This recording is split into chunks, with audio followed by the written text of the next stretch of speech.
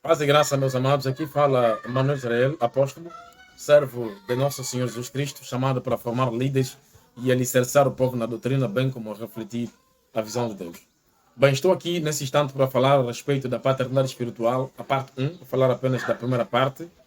Estou gravando este vídeo para ajudar aqueles amados que precisam conhecer muito a respeito desse assunto e que estão a precisar mesmo de conteúdos e também de uma boa explicação.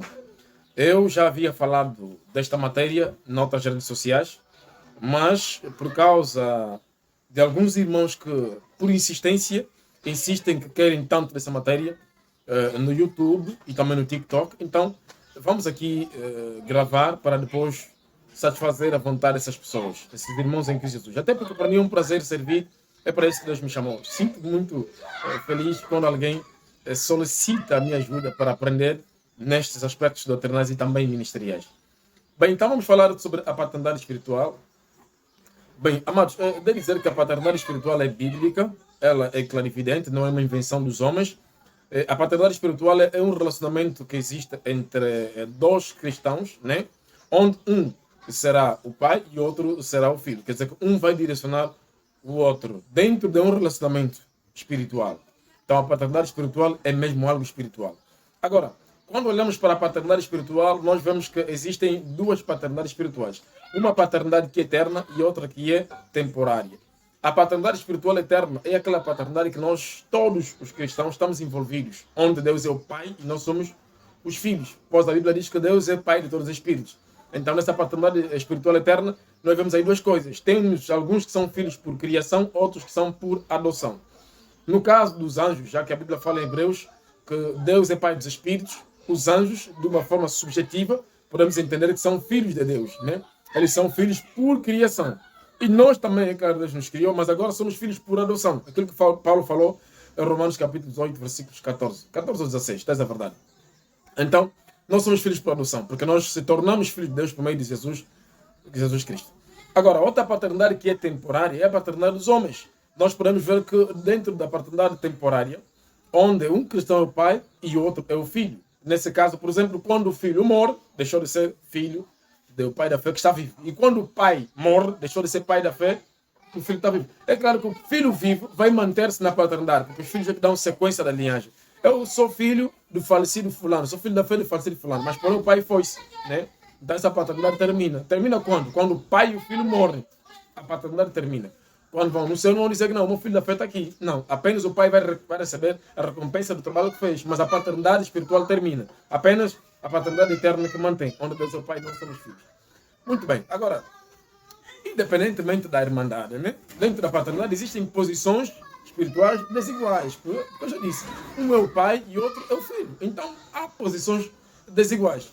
Por exemplo, o pai tem o seu papel e o filho também tem o seu papel. Normalmente o pai orienta e o filho, ou seja, o pai ensina e o filho aprende. O pai orienta e o filho faz. O pai direciona e o filho segue. O pai corrige e o filho retifica. Quando o pai repreende, o filho tem que fazer o quê? Obedecer. Quando o pai faz, o filho vai imitar. Mas também, além de tudo isso que eu falei, o pai também deve amar, deve cuidar, deve fortalecer, deve interceder pelo filho na fé que tem, ou pelos filhos na fé que tem.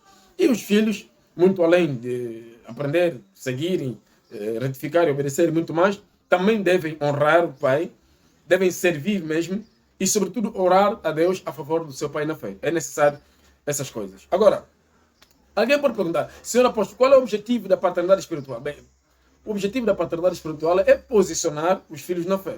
Uma vez que existem muitos cristãos, né, que quando se convertem precisam de ser direcionados. Então, os papéis do pai na fé é direcionar os filhos na fé, levá-los até a direção, o local correto onde eles devem viver o propósito de Deus, enquadrá-los ao propósito de Deus.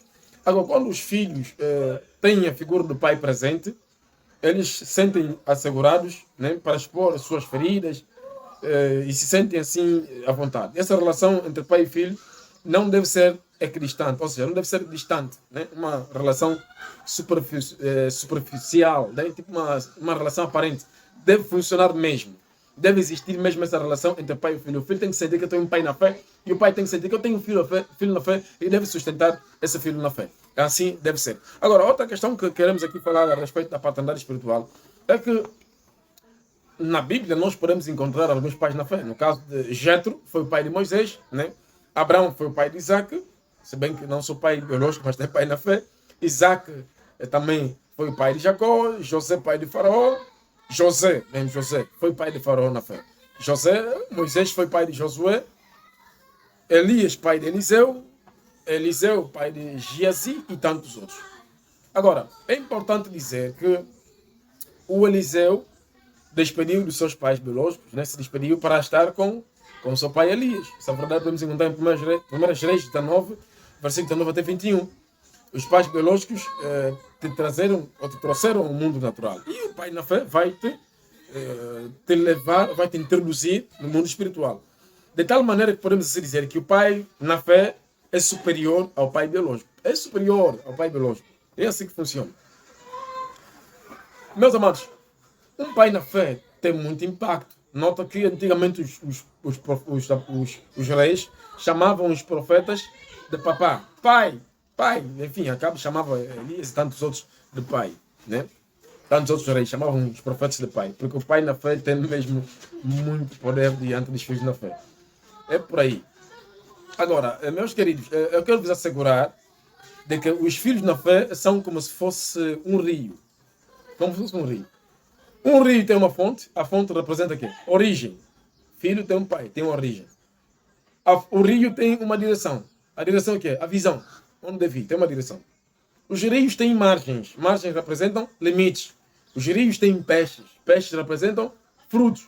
Então o filho na fé deve ter uma origem, ele deve ter visão, limites e também deve gerar frutos. Os filhos na fé devem ter prontidão, quer dizer, devem estar disponíveis para servir, devem ter amor, vontade de servir, devem ser responsáveis, nesse caso, serem pessoas com compromisso, e, sobretudo, devem ter integridade, né?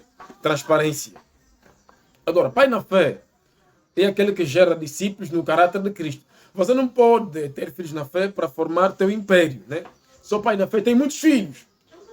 Mas com que finalidade? O objetivo não é ter tantos filhos para dizer que sou pai da fé de muitos filhos. O objetivo é gerar filhos no caráter de Cristo.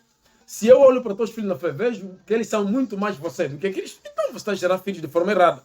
Porque você é pai na fé, pai espiritual dessas pessoas, para gerar filhos, para gerá-los no caráter de Cristo, na parte espiritual, não na parte física, não para serem parecidos contigo, se vestir como você se veste, enfim. Se bem que sabemos que existem capacidade de influência e as influências sempre, né? Tem poder sobre nós, mas a princípio não é assim que deve ser. Ok. Então é isto. Os pais na fé devem gerar filhos no caráter de Cristo. E também podemos aqui acrescentar, dizendo que Deus é nosso pai espiritual. Eu vou começar a explicar aqui alguns aspectos que causam muita confusão. Deus é nosso pai espiritual. Ok? O Abraão é o nosso pai da fé. Aqui, a proposição é dar. Deus é o nosso pai, ok? Espiritual. Abraão é o nosso pai da fé. Os pais que existem, esses pais biológicos que nós temos hoje, pais que nós temos espirituais hoje em dia, são pais na fé. Na. A preposição aqui é na. Deus é pai espiritual, repito. Abraão é pai da fé. Esses pais que nós temos aqui são pais na fé. Ok? Eles são na fé. Muito bem. Abraão é pai da fé, de todos nós. Cada um tem o seu pai na fé. E Deus é nosso pai espiritual. Ok? Não faça mais confusão a respeito disso. Agora, é importante dizer que o pai na fé é como se fosse um arqueiro, ok? Um flecheiro. Os filhos são como flechas. Então, o pai na fé pega o filho como uma flecha, ok? Ele projeta na direção certa onde ele deve parar. Então, significa dizer, para você se sentar no ministério, chegar no auge da carreira ministerial, você depende da projeção do seu pai na fé. Por isso, obedeça a ele, respeita ele, que ele tem muito a fazer na tua carreira ministerial. Ok? E também deixa eu dizer que na paternidade espiritual deve funcionar o companheirismo, né? por meio da fé, deve funcionar também a cooperação, a ajuda mútua. Não é somente o pai que te ajuda a te formar. Você também tem aquela obrigação, ou aquele dever de ajudar um pouco na obra do teu pai na fé. Faz muito bem. Isto é muito bom. Agora, a Bíblia recomenda que os filhos na fé devem ter apenas um pai na fé. Essa verdade podemos encontrar em 1 Coríntios 4, versículos de números 15. Uma bênção. Está a ser uma bênção, não é verdade? Eu creio que os amados estão a aprender bastante. Vamos continuar. Está a ser bom. Agora, por meio da paternidade espiritual, os filhos na fé recebem não somente conhecimento, não somente instrução, mas também a unção ministerial. Podemos ver aqui alguns homens que receberam a unção ministerial. Temos o Eliseu, que recebeu a unção ministerial de Elias, recebeu numa porção dobrada. Temos o apóstolo Paulo, que recebeu, ou seja, temos o Timóteo, que recebeu a unção do apóstolo Paulo, a unção ministerial. Temos o Ben-Him, que recebeu a unção ministerial de Catherine Kuhlman. Kuhlman é uma mulher. Temos o Kenneth Hagin, que recebeu a unção ministerial do Kenyon. Temos também o Sr. Gordon Lindsay, que recebeu a unção ministerial de John. Temos o Thomas Lee Osborne, o grande evangelista, que recebeu a unção ministerial de William Branham. Temos John Wesley e até inclusive Watchman Nee, que receberam a unção ministerial de Madame Guyon.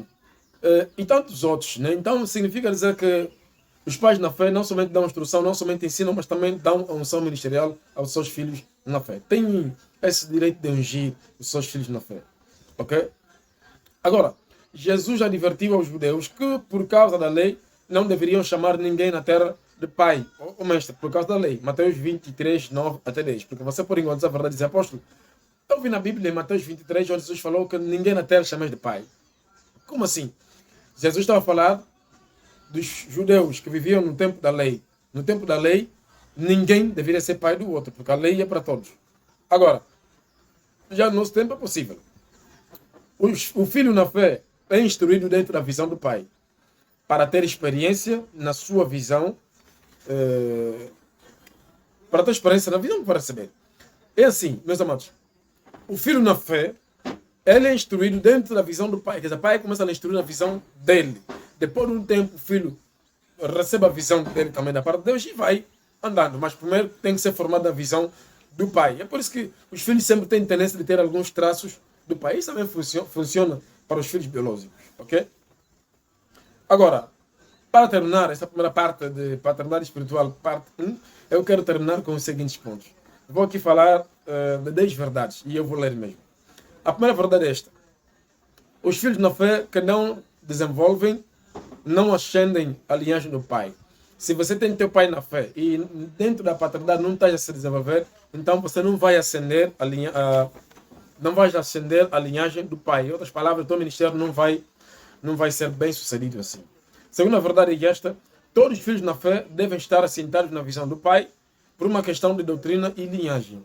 Se você tem teu pai na fé, deve se assentar, ok, na visão do teu pai para teres doutrina, você possa pregar, e também uma linhagem. Sabemos que doutrinas são bíblicas, mas você precisa se assentar na visão do seu pai. Terceiro, todos os filhos na fé devem ser discípulos de Cristo. Isso já falamos. Quarto, a paternidade espiritual não é uma colônia e muito menos um império. É um modelo de treinamento de discípulos. Já falamos isso. Não é para os pais da fé quererem muitos filhos na fé como se fosse uma potência, um império. É para formarem discípulos para Cristo. Ajudar a desenvolver a obra de Deus. Quinto, os filhos na fé não se ocupam, mas se geram, se formam. Você não pode sair para aí ocupando pessoas. A partir de você é meu filho na fé. Você é meu filho na fé. Não. Você tem que gerar, você tem que formar filhos. Não vai ocupar pessoas ali aí. Ok? Não faça isso. Não queiras ter muitos filhos por ocupação. Sexto, a paternidade espiritual deve ser funcional e não emocional. Não é uma questão de títulos. É uma questão de trabalho. Ok? A paternidade espiritual é funcional. Ok? Deve ser algo de trabalho. Ou seja, tem que ser algo que você trabalha muito. Você tem que trabalhar para ter bons filhos na fé. Você não pode sair por aí por emoções, dizer que eu tenho muitos filhos na fé, quando você não está fazendo nada por eles. Sétimo, não não saia da tua paternidade espiritual por causa da forma ou da fama do seu pai na fé. O importante é você funcionar. Ok. Não saia da tua paternidade espiritual. Só porque teu pai na fé não é tão famoso, vai sair para ir entrar, né, ou para ir se afiliar noutra paternidade. Não faça isso. O importante é funcionar. Está a funcionar, então mantém. Outra verdade é esta. Os discípulos de João nunca o deixaram para seguir Jesus. Filhos alicerçados são assentados. Bem, Jesus é superior a João, né? E fazia muitos sinais. Mas em momento algum vimos os discípulos de João abandonarem João para seguirem Jesus. Então não abandona a tua paternidade para seguir outros pais na fé que têm mais fama do que teus pais na fé, que têm tempos bonitos. Mantendo a paternidade onde você está. Outro ponto 9, outra verdade é esta. Filhos inseguros, em parte são imaturos, pois são distraídos em parte e são irresponsáveis. Então, filhos inseguros, que estão numa paternidade, mas não está seguro, é um filho imaturo, não tem juízo, né? Um dia qualquer poderá sair, porque é um irresponsável. Para terminar, a 10ª verdade é esta. O lugar do treinamento é no lugar da preparação, nos pés do seu pai na fé. A unção sem instrução gera destruição. Queridos, terminamos por aqui de falar assuntos concernentes à paternidade espiritual, parte 1. Espero contar com a sua presença aí do outro lado, na parte 2, e acreditamos que vamos voltar dentro de alguns instantes. Que Deus lhe abençoe, estamos juntos. Se inscreva no meu canal do YouTube, me segue também no TikTok, também no Instagram, também no Facebook, e você vai aprender bastante. Apóstolo Manuel Israel, teu irmão em Cristo Jesus, aquele que sempre te ama. Estamos juntos.